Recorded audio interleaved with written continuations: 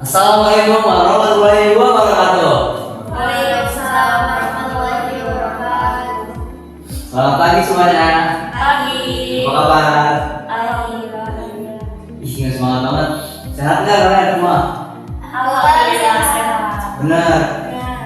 Nih kita mulai pelajaran hari ini tuh dengan materi yang cukup spesial. Dan teman-teman mungkin sudah pernah tahu, sudah pernah dengar, dan mungkin ada yang belum pernah dengar juga. Karena materi itu mungkin jarang banget buat dibawain ataupun awal didengar di telinga kalian. Sama kita ini bakal bawain materi apa? Teman-teman pernah dengar tentang ilmu membaca kepribadian? Pernah. Itu ada ilmunya. Ada beberapa ilmunya. Yang pertama itu ada palmistry. Palmistry itu palm diambil dari kata telapak, yaitu dari bahasa Yunani, dan mistry artinya ilmu. Yang berarti ilmu membaca keberadaan lewat telapak tangan. Selanjutnya itu ada yang kedua itu ada grafologi. Nah, kalau teman-teman cari tahu, grafologi itu adalah ilmu kepribadian melalui membaca tulisan dan tanda tangan. Grafos yang artinya tulisan dan logos yang berarti ilmu. Ilmu membaca kepribadian lewat tulisan dan tanda tangan. Selanjutnya itu ada fisiognomi. Fisiognomi, fisio yang artinya hampir sama, itu tuh tentang fisik kita, muka, ataupun yang ada di dalam diri kita, tubuh kita. Nah, jadi fisiognomi itu ilmu yang membaca kepribadian lewat muka, lewat bentuk wajah, alis, mata, rambut, bahkan kayak gerakan kita itu tuh bisa dipelajari di situ. Kita bisa tahu kepribadian kita lewat situ. Dan ada juga gestur. Teman-teman yang ini mungkin yang sering digunakan di dalam dunia kerja atau apapun untuk mencari tahu gestur seseorang itu tuh gimana. Misalkan ada orang itu nyaman buat diajak bicara, ada yang orang sulit ataupun tertutup, itu gestur itu bisa memperlihatkan kepribadian kita, kepribadian orang lain seperti itu. Itu ada gestur. Selanjutnya itu yang terakhir itu ada hipnosis. Teman-teman, hipnosis itu beda dari hipnotis. Hipnosis itu adalah ilmunya, hipnotis itu adalah orang yang melakukan. Jadi kalau teman-teman pernah dengar, wah orang ini tuh hipnotis, itu tuh bukan ilmunya, tapi ilmunya itu hipnosis. Sedangkan hipnotis ini adalah pelakunya. Soalnya saya melakukan hipnosis ke orang lain, itu adalah hipnotis. Hipnosis itu bagian dari salah satu ilmu buat merefleksikan seseorang. Refleksi, seperti ada misalkan kamu siapa namanya? Cinta. Misalkan Cinta lagi ada dalam masalah ataupun ada fobia sesuatu. Nah, hipnosis ini itu membantu meringankan. Saya membantu Cinta untuk berada dalam bawah sadar, tenang, untuk menghilangkan atau membantu meringankan dari gangguan kecemasan, fobia ataupun ketakutan berlebih. Oke, tapi dari kelima materi tersebut, di sini saya akan membahas satu materi, yaitu palmistry. Tadi teman-teman sudah dengar apa itu palmistry? Apa ada yang tahu? Ilmu membaca kepribadian lewat garis tangan. Sebelum kita lanjut, saya mau memperkenalkan diri dan saya juga mau kenal dengan teman-teman. Oke, saya Muhammad Reski. Di sini saya bertugas menjadi materi atau on speaker palmistry, yaitu menjelaskan ilmu membaca kepribadian lewat garis tangan. Oke, selanjutnya saya mau kenal dengan teman-teman. Boleh dari mana dulu? Dari sini dulu. Oke. Baik teman-teman semuanya, perkenalkan nama saya Farah Amalia, bisa dipanggil Farah. Di sini saya dari kelas BKI Aceh. Oke. Iya, teman-teman perkenalkan saya Sinta Nuraini, bisa dipanggil Sinta. Saya dari kelas BKI 4A. Cinta ya. Perkenalkan, nama saya Rafif Febriansyah, mahasiswa Rafif. Saya dari BKI 2. Iya. Oke. Rafif. Oke, Rafif, Cinta dan Farah. Oke, selanjutnya di sini saya akan menjelaskan tentang palmistry. Boleh di next? Oke, palmistry. Palmistry adalah ilmu tentang garis tangan, seperti yang tadi saya jelaskan. Untuk melihat, nah, analisa SWOT, yaitu S itu berarti strength, W itu weakness yang berarti kelemahan, dan opportunity yang berarti peluang, dan T itu threat yang berarti ancaman. Nah, analisis SWOT ini teman-teman bisa gunakan untuk membaca kepribadian teman-teman, menganalisis kebutuhan teman-teman, bahkan bukan cuma menganalisis kepribadian. SWOT itu fungsinya itu cukup banyak. Teman-teman bisa menganalisis peluang organisasi, peluang komunitas, peluang perusahaan ataupun bisnis, serta peluang program kerja yang akan teman-teman jalani. Itu adalah fungsi dari SWOT. Nah, SWOT di sini tuh bisa untuk menganalisa perbedaan kita sendiri. Seperti tadi SWOT, strength, weakness, opportunity, dan risk. Nah, di sini teman-teman bisa melihat perbedaan teman-teman SWOT. Kalau teman-teman lihat, di sini kita berfokus ke garis tangan. Garis tangan dari teman-teman pasti berbeda-beda. Bahkan di tangan kanan dan kirinya pun berbeda-beda. Oke, next. Nah, cara membaca garis tangan, teman-teman. Garis tangan itu ada 4 di telapak tangan kita. Ada 4 garis tangan.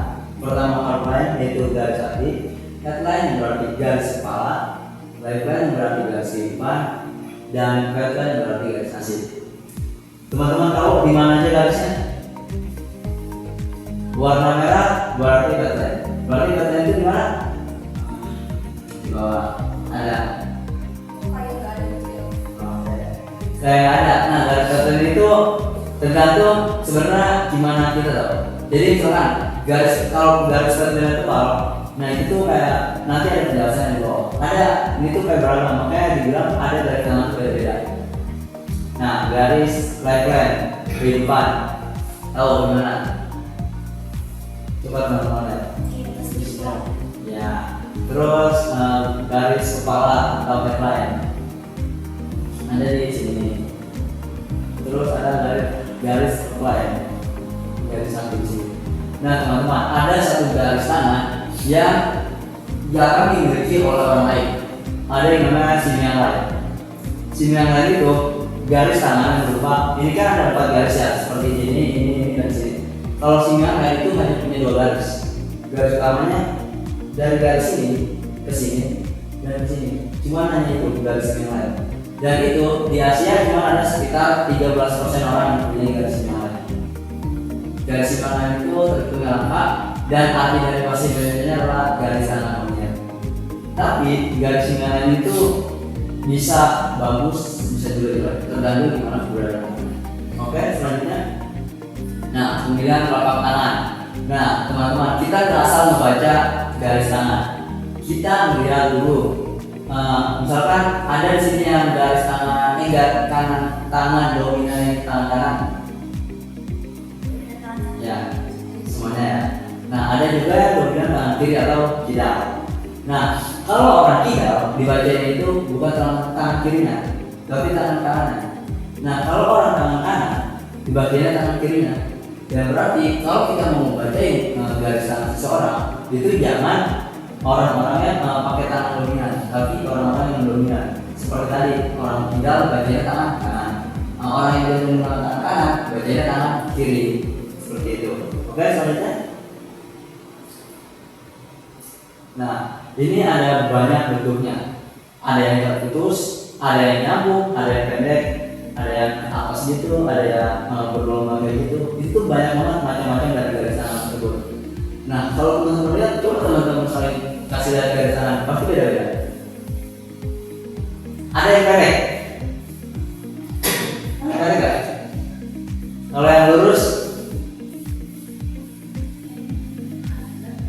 ada yang lurus. Ada yang terpotong nggak garisnya? Aku bisa kayak gitu terpotong. Ada yang garisnya melengkung kayak gini. Itu juga ada macam-macam.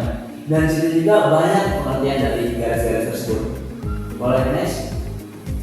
Oke, selanjutnya itu ada pertama kita ke third leg, yaitu garis hati. Nah teman-teman, garis hati ini mengindikasikan ketenangan emosi, tingkat depresi, tingkat keromantisan, dan kesehatan jantung seseorang. Nah garis dari garis hati itu banyak, kita bisa melihat, misalkan ada di sini teman-teman yang kurang suka dengan pergaulan, kurang suka keramaian. Banyak di sini ada garis-garisnya. Yang pertama, kita keguratannya dalam dan deras. Teman-teman paham tidak maksud dari guratan dalam dan deras? Ada, kalau teman-teman lihat, ada orang yang punya garis tangan tebal banget kayak gini. Ini bisa dibilang tebal ya teman-teman. Geratannya tebal. Nah, dalam dan deras itu dia tuh kayak bikin apa ya, kalau dalam gitu, jadi kayak gerakan rumah harus berkali-kali. Nah jelas itu berarti orang itu mau dilihat dari luar kayak kelihatan jelas dari tangannya. Itu namanya guratan dalam dan jelas. Nah pengertian dari guratan dalam dan jelas itu bisa dikatakan orangnya itu ekstrovert, mengekspresikan emosi dengan jelas. Jadi orang-orang yang punya garis tangan seperti itu di garis hatinya, berarti orang itu terkadang kayak bisa jujur terhadap perasaannya sendiri, serta orang itu ekstrovert. Ekstrovert di sini bisa lebih ke mudah bergaul, tidak punya batasan terhadap mencari pergaulan, bisa adaptasi di mana aja. Itu dari guratan dalam dan jelas. Selanjutnya ada yang namanya guratan tipis. Nah, berbanding terbalik dengan guratan dalam, guratan tipis itu ya kayak baru pertama kali perbandingannya. Misalnya kalian harus cukup 1 kali itu doang. Nah kalau guratan dalam berarti harus 2 kali atau 3 kali coretannya lebih jelas itu. Nah guratan tipis berarti mengartikan orangnya itu pendiam dan introvert. Sini ada dari sana tipis bohong. Ini tebal, jelas, tebal. Ini tebal. Oh itu saya tebal. Oh iya. Nah dalam artian pendiam atau introvert ini tuh lebih ke orang itu nggak terlalu suka sama keramaian. Orang-orang yang punya guratan tipis itu lebih ke kurang suka sama keramaian. Dia punya energi yang gampang habis buat bergaul. Nggak bisa bergaul lama-lama kayak baterai sosial seperti itu. Yang membedakan ekstrovert dan introvert itu seperti itu. Baterai sosial itu gampang habis kalau introvert. Pendiam juga orang itu lebih ke banyak diamnya, kurang suka bergaul gitu dan lain-lain. Nah selanjutnya ini ada dimulai dari bawah telunjuk. Apa yang mau dimulai dari bawah telunjuk? Teman-teman lihat dari garis yang paling ujung, bukan garis penumpang. Ini garis awal. Nah berakhir itu di sini. Ada teman-teman yang ininya tuh di telunjuk atau di bawah dari tengah atau di cenderung ke di mana-mana. Di tengah-tengah. Ada yang di telunjuk ataupun ada di tengahnya langsung, bukan di tengah-tengah. Kalau punya cabang berarti cabang itu bisa diartikan juga sana. Ada cabang nggak? Nggak ada. Ini lagi dapat contoh. Tuh pas banget di sama kayak itu tadi nggak ada nama bagian yang berkemana-mana ini sama parah sama tapi itu lebih dominan mau ke telunjuk walaupun berarti di sini kan ada di sini. Nah kalau teman-teman di sini ada banyak berbagai macamnya. Kalau yang tadi dan banyak dari teman-teman ini itu berawal di tengah atau nggak ada cenderung di mana-mana.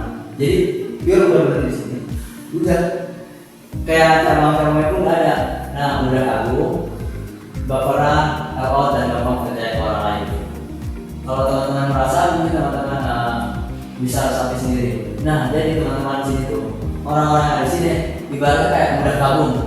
Dalam artian mudah kagum itu teman-teman melihat seseorang tuh kayak oh ini orang keren juga, oh ini orang bagus nih, terus kayak oh keren. Tapi dalam artian baperan sini tuh bukan artinya kayak apa ya, gampang suka atau apa, itu bisa termasuk dalam kagum.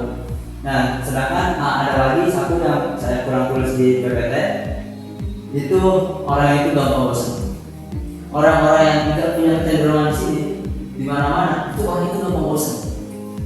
Kalau teman-teman merasa, pasti teman-teman merasa kayak, misalkan suka sama barang ataupun game atau apapun gitu ya. Nah itu kadang nggak bertahan lama. Kadang kayak harus, oh udah nih. Misalkan dalam waktu, misalkan teman-teman punya barang ataupun game gitu ya, paling bertahan 1 bulan, paling lama misalkan ya berapa bulan. Nah terus tuh teman-teman kayak ngerasa bosan dan pengen nyari hal baru lagi. Itu nanti berkaitan sama namanya lifeline dari kehidupan. Nah sedangkan dimulai dari di bawah dari tengah di sini. Ada yang orang dari sini berhentinya di tengah sini. Itu dia adalah sosok yang kuat dan kebanyakan tampil dominan dengan pasangan. Nah tampil dominan di sini diartikan orang itu gak mau kalah. Orang itu pengen lebih berkuasa dibanding pasangan itu. Orang itu ibaratnya kita bukan bilang otoriter juga sih. Dia tuh pengen diatur tapi dia yang atur. Nah, terus juga cenderung protektif.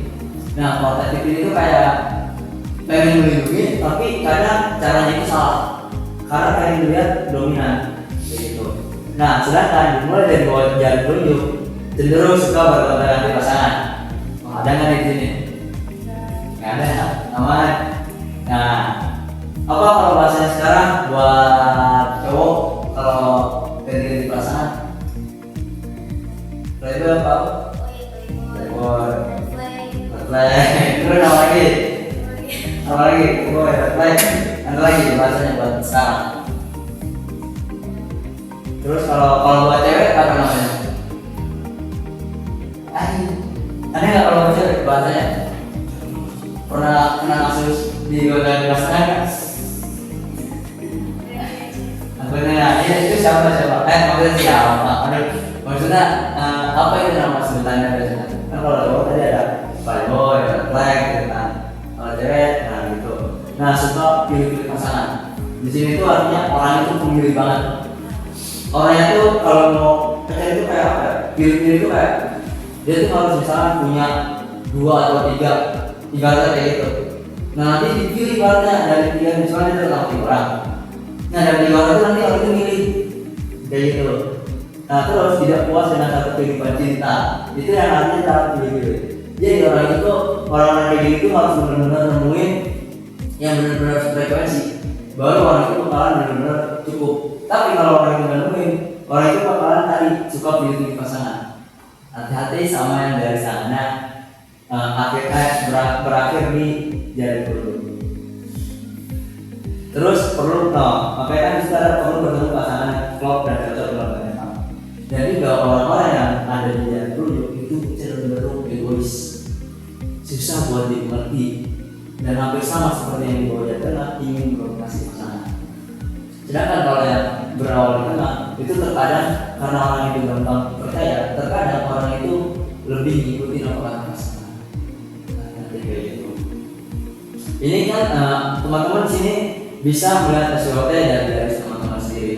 Kelebihan teman-teman apa, kekurangan dari pribadi teman-teman apa, itu bisa teman-teman menjadikan pelajaran buat kedepannya, juga melakukan hal-hal yang udah teman-teman tahu dari pribadi teman-teman. Nah, ada lagi pendek dan lurus. Pendek dan lurus itu artinya kayak ini. Pendek, ini kayak dari sini, kita cuma segini, nggak ada lanjutan lagi ataupun nggak ada lorong lagi gitu. Dan lurus, benar-benar lurus. Ada nggak ya? Nggak jangan benar-benar lurus gitu. Enggak belum. Tidak? Enggak. Nah, memiliki ketenangan dalam cinta, kurang romantis. Nah, orang-orang yang pendek terus lurus itu tuh dia buat romantis tuh agak susah karena mungkin lebih ke tipe orang-orang itu gitu ya. Dan kalau teman-teman tahu, kebanyakan orang-orang yang pendek dan lurus itu tuh rata-rata hampir sama kayak beratnya itu tipis. Orang-orang yang introvert lebih ke pendiam. Orang-orang yang pendek dan lurus itu kebanyakan kita nggak bisa sama rata-rata, tapi rata-rata tuh punya beratnya tipis. Nah, dia itu tidak suka basa-basi dan menggobal gitu. Jadi orang itu kayak benar-benar kayak kalau saja udah mau gimana pun udah, yang penting dia udah keluarin apa yang dia punya. Ini di garis hati. Boleh next? Oke, selanjutnya jika menyebut garis kehidupan. Tadi teman-teman masih ingat garis kehidupan yang mana? Sini. Ya. Nah, dari sini misalkan ada punya cabang di sini, cabang itu mengarah ke sini. Jadi nggak perlu langsung ke garis kehidupan, tapi punya cabang dulu. Nah, kalau yang punya cabang itu cenderung mudah patah hati. Nah, orang itu gampang banget buat apa ya namanya? Disakitin lah. Jadi gampang banget patah hati. Terus lebih ke gampang putus asa, lebih gampang depresi juga. Terus mudah galau. Orang-orang kayak gitu, ya orangnya susah lah buat bangkit. Tapi bukan berarti orang itu nggak bisa bangkit. Lebih ke susah aja. Nah, bergelombang. Dalam artian bergelombang ini ada satu garis kecil yang mengikuti di garis outline ini, di garis hati ini. Misalkan gelombang itu ada kayak satu garis kecil lagi, dia tuh kayak kalian tahu ombak kan gimana? Yang begitu-gitu. Nah, itu tuh di sini nanti bakal kayak ada bergelombang. Itu garis kecil di situ. punya cerita-cerita yang berliku-liku atau punya banyak mata kaca. Teman-teman ada yang punya nggak garis tangan kayak gitu, punya gelombang? Itu berarti teman-teman punya banyak mantan. Iya. Tahu sih. Ini jadian lantai berarti. Ada yang namanya jadian lantai bergelombang. Selanjutnya itu tampak kabel. Tampak kabel ini misalkan teman-teman sini ada. Nah, di situ teman-teman punya lagi kayak ada berarti kayak yang dari situ. Itu menyukai atau masih mencintai apapun atau siapapun dengan sepenuh hati. Orang lain atau teman-teman harus jadi kayak gitu. Next, ini masih di outline atau garis hati, garis melengkung. Nah, yang melengkung saya sendiri termasuknya orang yang punya garis melengkung kayak gini. Nah, semakin lengkungan semakin panjang nanti bakal ada juga artinya, yaitu punya sosok romantis, hangat, lincah dan aktif dalam percintaan. Sedangkan bagian pasangan tidak suka membesar-besarkan masalah. Wih, bagus juga ya berarti yang melengkung. Teman-teman melengkung nggak? Teman-teman melengkung nggak garisnya?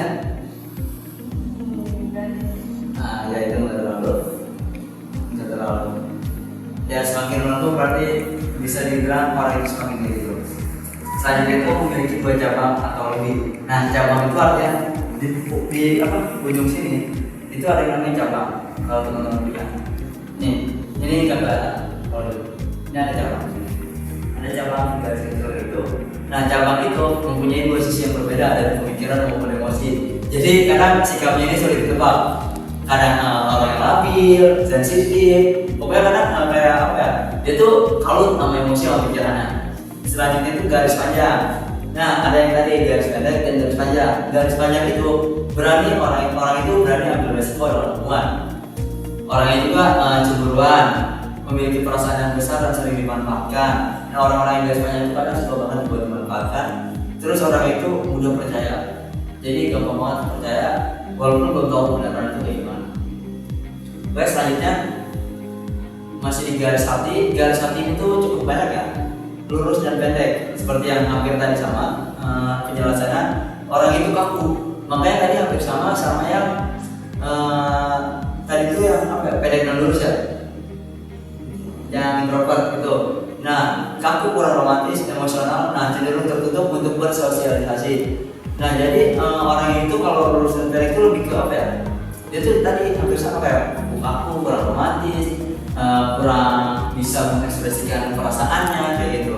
Selain itu bercabang yang mengarah ke bawah. Nah, yang tadi cabang itu kayak ada yang mengarah ke sini, itu sering dikecewakan dalam hubungan cintanya. Sebenarnya hampir sama seperti yang tadi banyak. Selanjutnya itu garis terputus. Nah, teman-teman ada yang garis terputus misalkan dari sini, bisa tiba-tiba ada lagi sini, keputus di tengah-tengah. Itu pernah dan atau akan mengalami kegagalan dalam percintaan. Nah, orang ini tuh entah itu pernah ataupun mungkin bakalan kejadian, orang itu bakalan punya trauma besar dalam percintaan, trauma dalam perasaan. Garis mendatar yang tadi cuman sedikit doang kayak lurus itu cenderung pasif dalam percintaan, lebih banyak diam dan orang itu lebih nurut. Selanjutnya tampak seperti jalinan rantai, seperti yang tadi kayak mungkin cenderung lebih ke apa ya, temperamen ataupun tidak sabaran. Tapi temperamen dan tidak sabaran itu kadang bisa disimpan emosinya sendiri. Dalam artian bukan temperamennya kita keluar gitu, itu bukan masuk dalam temperamen kita. Tapi tidak sabaran kayak kita tuh lebih ke nyimpan semuanya sendiri, yang dimana kayak kita tuh kalut sama emosi kita, terus kita simpan semuanya sendiri. Itu masuk dalam jalinan rantai. Oke, next. Nah, sekarang kita beralih ke garis selanjutnya. Teman-teman, garis perasaan ada yang ingin ditanyakan? Garis hati tadi, terus cukup. Oke, kita lanjut ke garis kepala atau pikiran. Nah, garis kepala, teman-teman. Garis kepala itu bisa teman-teman lihat melakukan apa saja: belajar, beradaptasi, gaya komunikasi, nah, dan intelektualitas atau pemikiran kita. Oke, kita lanjut langsung ke garis pikiran. Ada di sini berbagai macam bentuknya, lurus. Teman-teman, ada yang kalau teman-teman cari atau lihat, ada yang garis pikiran itu udah lurus. Nah, orang itu textbook atau lebih ke apa ya? Buku. Dia tuh melihat buku kayak dari materi, teori. Yang itu tuh benar-benar harus buku. Dia tuh nggak bisa nyari selain dari buku kayak gitu. Nah, harus sesuai peraturan. Nah, orang-orang yang garis lurus, orangnya itu nggak suka melanggar aturan. Ada nggak sih yang garis lurus? Kalau garisnya nggak lurus berarti orang itu agak susah buat menurut aturan. Cenderung menggunakan pendekatan ilmiah baku. Karena orangnya di textbook, jadi kita tuh bakalan lebih ke fokus pendekatan ilmiah. Karena orang itu textbook berpikir secara runtut dan sistematis. Ada banyak kelebihan dan kekurangan dari orang-orang textbook ini. Selanjutnya itu melengkung. Ada di sini teman-teman yang melengkung? Itu termasuk melengkung. Itu melengkung sih, cuman yang masih lurus. Berarti orang yang ikut aturan nggak bisa kalau nggak ikut aturan.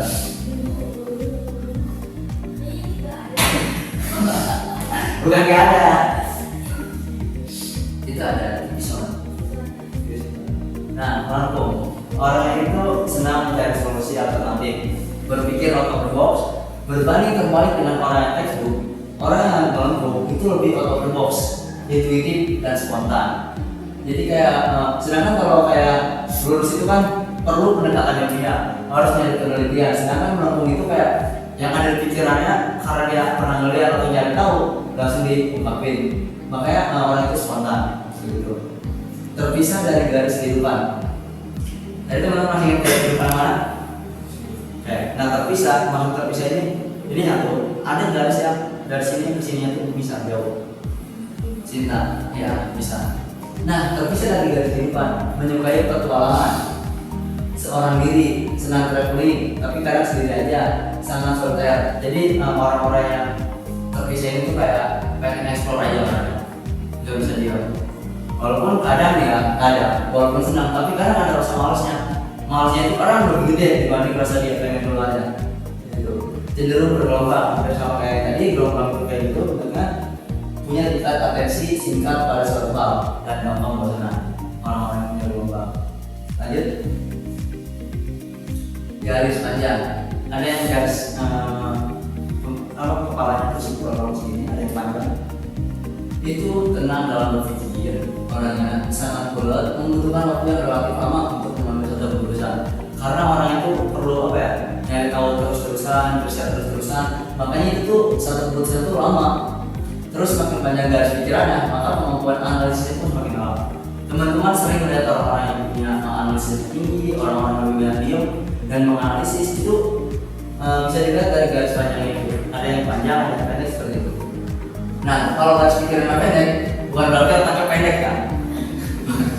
Takutnya otaknya pendek. Nah, di sini pribadi yang spontanitas, langsung kayak sama yang seperti tadi, garis pikirannya melengkung. Nah, terus disiplinnya tinggi, pekerjaan yang cocok, tidak terlalu menuntut. Nah, kemampuan berpikir, terus lebih mengandalkan kemampuan fisiknya.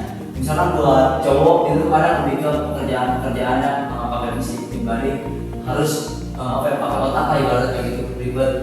Karena menurut dia tuh kayak lebih kesederhanaan aja, langsung aja spontan. Sedangkan kalau kayak garis panjang itu dia tuh harus menganalisis lebih dalam. Nah, ujung garis yang mendekati pergelangan tangan. Gimana pergelangan tangan? Ya, nah ujung garisnya ini kalau mendekati pergelangan tangan sini itu sangat kreatif. Karena itu mengeksplor, orang itu kayak seni, suka melakukan sesuatu, suka berkhayal dan menjadi pemimpin. Nah, garis tangan seperti ini banyak ditemukan pada tangan-tangan para seniman, penikmat musik. Ada di sini penikmat musik, seniman yang suka gambar, yang suka nulis puisi. Nah, atau pada tangan para pengusaha yang menikmati hidupnya, calon-calon CEO teman-teman. Ada. Nah, berarti kurang beruntung. Nanti kita buat sendiri aja. Next. Oke, masih di garis pikiran dan next lagi. Oke. Garis pikiran berbentuk seperti bulatan bulatan kecil. Garis pikiran itu kayak ada teman-teman kayak bulat-bulat gini. Jadi kayak di sininya ada di sininya di bulatan kecil. Nah, menandakan seseorang yang sensitif Nah, orang kayak gitu harus sensitif, pikirannya harus gampang kesinggung. Teman-teman kalau punya teman kayak gitu, punya garisan teman seperti itu, hati-hati dalam buat ngajak bercanda dalam karena dia tuh cepet banget buat nervosnya. Selanjutnya garis pikiran terpotong-potong. Seperti yang tadi, sini. Itu tuh sesuatu yang santai tapi free. Cara pandang yang sederhana terhadap berbagai hal, memandang kehidupan tanpa beban pikiran. Nah, terus menganggap suatu hal bisa selesai dengan sendirinya tanpa perlu penanganan serius. Kayaknya cocok. Soalnya kalau dilihat garis tangan Pak itu punya garis tangan kecil-kecil yang di area sekitar itu punya garis tangan kecil-kecil. Yang dimana kadang punya isi masalah ataupun pikiran kadang lebih nyaman itu disimpan sendiri dibanding dikeluarin. Dan berharap pengen sesuatu kadang bisa selesai dengan sendirinya dengan jalan kayak enjoy aja, jalan santai aja gitu. Selanjutnya garis yang bercabang. Ada yang garis bercabang itu dimiliki oleh orang-orang yang punya kemampuan menyelesaikan masalah dari berbagai sudut pandang. Lebih ke orang-orang filsuf yang dimana melihat permasalahan itu dari banyak sisi gitu. Selain itu garis pikiran lebih tinggi dari garis kehidupan. Ada yang garis ujung garis depan lebih tinggi ataupun lebih rendah. Dan pribadi yang penuh semangat dan selalu optimis dalam menatap masa depan. Oke, next. Pendek bahkan pendek sekali. Ada nih garis pikiran tuh pendek gitu doang. Nah, telapak tangan dominan karena di telapak tangan dominan. Coba dilihat di kanan kanan. Ada di situ juga bisa dilihat. Karena ini bisa jadi pertanda jika tidak bisa mengekspresikan keluar intelektualitasnya atau daya komunikasi pada orang yang jelas. Jadi yang kadang di sini itu orang itu buat ngomong tuh agak susah. Jadi kayak lebih ke malu-malu itu, atau mungkin dia tuh pengen ngomong tapi kadang ada sesuatu yang bikin itu ketahan gitu. Nah, ada garis-garis kecil di garis kepala. Nah, di sini tuh kadang di ujung sini ada kayak garis-garis kecil yang foto kayak garis-garis itu buat dipotong. Nah, menandakan banyak kejadian yang memerlukan pengambilan keputusan strategi sangat cepat dan spontan. Orang-orang kayak gitu punya masalah, dia langsung punya jalan keluarnya, dia langsung mikirin dan langsung ketemu jawabannya kayak gitu. Nah, terputus ada inkonsistensi prinsipnya atau bakal putus. Sedang berganti-ganti ideologi, misalkan dia tuh pertama punya ideologi satu, tiba-tiba ketemu sama ideologi dua yang menurut dia tuh lebih bagus, langsung diganti sama dia, langsung dicari lagi, terus juga konsisten dengan keputusan yang diambil. Kayak gampang banget, misalkan ada seorang pemimpin yang punya keputusan ini, tiba-tiba tuh dia berubah lagi, keputusan jadi ganti lagi. Keputusan itu kayak gak konsisten sama yang dia ambil gitu. Selanjutnya bulatan tipis. Nah, ini hampir sama kayak tadi, ada bulatan tipis dan bulatan dalam. Dan bulatan tipis kurang senang berpikir mendalam, cenderung tidak berpikir panjang, yang tadi hampir sama itu spontanitas. Selanjutnya bulatan dalam dapat berpikir dengan jernih dan dalam. Jadi lebih banyak memikirin, karena ini bisa melambangkan intelektualitas. Oke, selanjutnya kita ada di garis ketiga. Apa garis ketiga? Garis kehidupan. Oke, teman-teman. Di garis kehidupan bisa menimbulkan ada kesehatan fisik, terus kemampuan tubuh dalam menghadapi penyakit atau gangguan, atau bisa kita sebut imunitas tubuh ataupun vitalitas. Oke, selanjutnya ini tuh ada berbagai macam. Yang pertama itu dimulai persis di bawah ibu jari.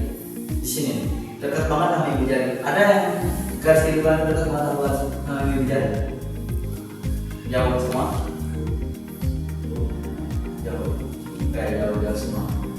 Nah, cenderung mudah lelah, gampang capek dan tak bisa tenaga. Misalkan kalau mau olahraga ataupun mau lari, itu tuh gampang banget buat kehabisan tenaga.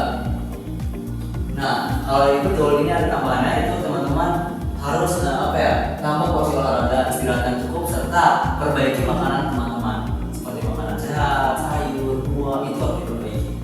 Oke, selanjutnya itu ada tampak bergelombang. Di garis ini seperti yang tadi, tampak bergelombang itu yang kayak ada gelombang gitu. Itu punya banyak energi untuk melakukan pekerjaan apapun. Nah, berarti itu orangnya tuh punya semangat, bisa disuruh apapun, bisa ngerjain apapun, karena punya banyak energi untuk melakukan pekerjaan apapun, dan orang itu pengen eksplor apapun. Pasti dia kalau nggak ada kerjaan kayak alasan bosan, dan dia selalu nyari pekerjaan tersebut. Selain itu panjang dan durasinya dalam. Nah, orang yang garisnya panjang dan durasinya dalam itu secara umum berada di tingkat kesehatan yang baik. Yang berarti kalau teman-teman yang punya garisnya panjang, alhamdulillah teman-teman punya imunitas yang tinggi. Terus orang itu aktif, dinamis, serta penuh semangat. Nah, orang itu nggak gampang gampang nyerah, nggak gampang putus asa. Teman-teman itu bekerja keras di situ.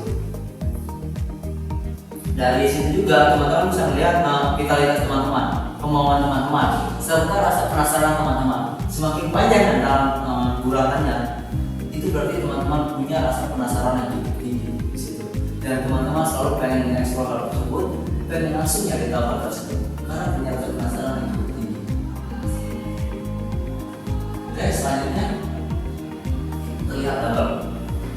Seperti yang tadi, yaitu ada garis lagi yang mengikuti, itu penuh vitalitas yang sangat hebat. Jadi ini mau disuruh apapun, misalkan dari pagi sampai sore dia ada acara, malamnya diajak keluar lagi ada main, itu tuh kayak energinya tuh belum habis, tapi masih punya energi terus-terusan, bahkan diajak main terus-terusan gitu ya. Orang itu bakal masih ada semangatnya, gak lama banget gak capek. Robot, ibaratnya itu orang itu robot yang gak punya rasa capek. Nah, ada lingkaran kecil. Nah, ini yang kalau teman-teman punya lingkaran kecil, baik di ujung sini, tengah ataupun sini, yang berbentuk lingkaran kayak gini, itu tuh menandakan kecelakaan atau dia tuh punya masalah kesehatan. Entah itu dia penyakit dalamnya lah, ibaratnya gitu. Atau mungkin orang itu pernah mengalami kecelakaan. Selanjutnya itu tampak seperti rantai. Seperti yang tadi teman-teman tahu bentuk rantai kan? Bentuk rantai yang kayak nyambung itu kan. Nah, itu tuh sering punya penyakit bawaan atau mungkin penyakit dari lahir. Misalkan orang itu punya penyakit terus asma, itu bisa dilihat dari sini. Tapi kita nggak bisa nebak penyakitnya apa. Tapi yang kadang kita bisa waktu orang itu punya penyakit atau banyak. Makanya penyakit itu baik yang ringan ataupun yang berat. Terputus, garis tangan yang putus-putus berarti masih normal, nggak kayak putus-putus juga. Ada perubahan dari hidup yang dialami. Jadi misalkan ada yang orang itu pertamanya hidup sehat, nah tiba-tiba orangnya itu langsung hidupnya itu acak-acakan, tidur berantakan, kayak gitu. Next, kayak garis nasib. Di sini garis yang terakhir, fat line, yaitu garis nasib. Nah, di sini kan teman-teman udah semuanya punya peta ya. Garis nasib itu bercerita tentang kehidupan seseorang dipengaruhi oleh kejadian-kejadian entah yang sudah terjadi seperti yang di luar dirinya dan yang tidak bisa ia kendalikan. Nah, kalau orang-orang yang punya peta itu orang yang punya nasib. Nggak dong, bohong. Orang yang punya nasib itu orang bohong. Nah, orang-orang yang punya peta bukan berarti orang itu punya nasib. Tetapi ada mungkin orang itu tuh bisa kita lihat nih. Oh, nggak ada di sini. Penjelasan itu kalau orang-orang yang punya garis nasib, ibaratnya orang itu dia belum percaya apa yang namanya nasib atau takdir. Yang dimana dia tuh lebih mengedepankan rasionalitasnya, kepercayaan dirinya atau pemikiran. Nah, guratan adalah orang yang punya ataupun jelas garis nasib menuju ke atas ini, orangnya itu cenderung dikendalikan nasib dan percaya pada kekuatan nasib. Yang dimana orangnya itu pasrah dan ya udah. Misalkan teman-teman pernah dengar nggak teman-teman temannya tuh kayak udahlah gue mau gimana nanti aja, udahlah gue mau gimana misalkan Tuhan aja, yang penting udah diaturin sama Tuhan. Nah, itu tuh orang-orang yang punya guratan kayak gini, kayak udahlah terserah, dan dia tuh kadang misalnya tuh bisa terbilang agak kurang karena dia berpikir ya udah gimana nasib aja, atau mungkin dia mengalami kejadian atau peristiwa orang itu nggak mikir tentang kejadian yang dialami itu karena dia, tapi karena jadi mau gimana nasib, jadi mau udah nasib kayak gitu. Selain itu terputus-putus, orang yang terputus-putus garis nasibnya, yang misalkan dari sini, ada lagi sini, itu terputus-putus. Nasibnya tuh banyak dipengaruhi oleh berbagai faktor di luar dirinya. contoh di luar faktor itu kayak apa ya? Dia tuh lebih ke ada satu hal yang nggak bisa dihindari sama dia. Jadi kayak dan dia tuh malah pasrah. Ya udah itu gimana? Jadi aja udah garing. Orang-orang kayak gitu banyak banget faktornya. Dan kadang di luar dari ramalan itu orang itu percaya banget sama yang namanya ramalan nasib, sama yang namanya zodiak. Apalagi kalau ramalan kayak gitu zodiak, ada yang tahu? Tarot, terus apalagi ya? Pokoknya yang berbau ramalan kayak gitu kan, yang tanggal bagus, tanggal jelek itu karena percaya sama kayak gini. Selain itu ada tampak menyatu dengan garis kehidupan. Nah, yang menyatu garis kehidupan tuh kayak di sini. Ini kan garis kehidupan. Nah, dimulai itu kan dari sini, dekat banget nyatu banget. Nah, meski mempercayai nasib, dia juga percaya pada kekuatan sendiri. Yang orang-orang kayak gini tuh lebih ke ya aku percaya nasib, tapi gue juga bisa mengubah nasib kayak gitu. Jadi orangnya punya pendirian juga ibaratnya. Nah, selain itu panjang dan memotong garis kehidupan. Karena dari sini itu memotong itu. Yaitu banyak dibantu oleh keluarga atau teman. Yang berarti orang itu punya banyak support system dalam hidupnya dan selalu didukung oleh keluarga, teman, dan terkadang orang-orang itu selalu dikelilingi oleh orang-orang yang baik. Yang ibaratnya orang itu beruntung. Next. Nah, hanya sampai di garis kehidupan yang dimana nggak nyampe garis kepala atau ya udah segini doang, pendek doang. Percaya tidak ada nasib buruk yang tidak bisa berubah. Orangnya itu optimis kalau ada nasib buruk, ya udah itu mah nasib buruk kejadian dan kita bisa mengubahnya kayak gitu. Selanjutnya itu nggak punya garis nasib. Nah sini di tangan dominan coba dilihat teman-teman. Jika di kedua tangan yang nggak ada garis nasib, ada nggak di kedua tangan teman atau di tangan kanannya ada? Ataupun dikit ada?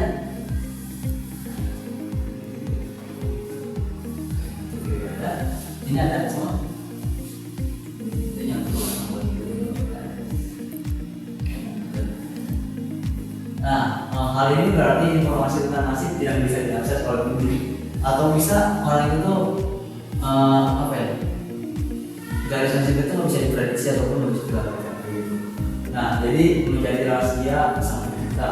Nah, orang yang punya garis nasib adalah mereka yang justru tidak dikendalikan oleh nasib. Nah, orang ini tuh orang yang percaya nasib. Orang itu percaya sama adanya nasib. Orang itu yang tadi sudah saya jelaskan, orang itu rasionalitas yang dimana dia punya pemikiran-pemikiran sendiri. Next. Oke, teman-teman, ada di sini ada yang mau ditanyakan perihal palmistry. Teman-teman bisa mengerti? Oke, sedikit penjelasan. Palmistry adalah ilmu terapan yang dimana kebenarannya tidak bisa dipastikan sampai 100%. Bahkan paling mentok kebenaran yang paling bisa diterapkan hanya 90%. Paling banyak itu hanya 90%. Sisanya itu adalah ilmu terapan yang dimana kita kalau ingin memperbanyak peluang keberhasilan dari membaca itu, teman-teman harus yang namanya banyakin observasi. Karena seperti yang teman-teman ketahui, garis tangan teman-teman berbeda semua. Teman-teman harus observasi sebanyak-banyaknya untuk melihat perbedaan serta banyaknya garis tangan yang teman-teman lihat. Di situ kalau teman-teman udah bisa atau udah banyak observasi, teman-teman pasti ketika membaca garis tangan bakalan kayak ini tuh kayak gini, ini tuh kayak gini. Jangan langsung nggak perlu teman-teman pikir lagi ini tuh garis panjang, pendek, dalam, tipis. Itu nggak perlu teman-teman mikir lagi karena pasti bakalan kayak baca oh ini gini, oh gini kayak gitu teman-teman. Itu jadi ilmu-ilmu kayak gitu harus banyak observasi. Tips buat membaca garis tangan ada beberapa yang boleh dan tidak boleh dilakukan teman-teman. Orang yang nggak boleh itu kita kalau membaca garis tangan, misalkan Kak mau izin membaca garis tangan, teman-teman nggak boleh pegang telapak tangannya karena dipercaya kalau misalkan dalam hal hal kepercayaan gitu. Kalau kita ambil telapak tangannya, itu kita bakalan susah buat lebih jelas melihat garis tangan. Kita paling boleh lihat itu pergelangan. Di sini itu kita nggak boleh. Itu ibaratnya jadi ngacauin garis-garis yang ada dan kita lihat tuh bakalan kurang jelas banget kayak gitu. Jadi harus benar-benar ya udah disediain aja gak boleh namanya megang garis kaki atau telapak tangan. Dan juga kalau pengen benar-benar lebih jelas, kalau orang itu habis mandi dan belum melakukan hal apapun, hal berat apapun, itu bakalan lebih jelas buat membacanya.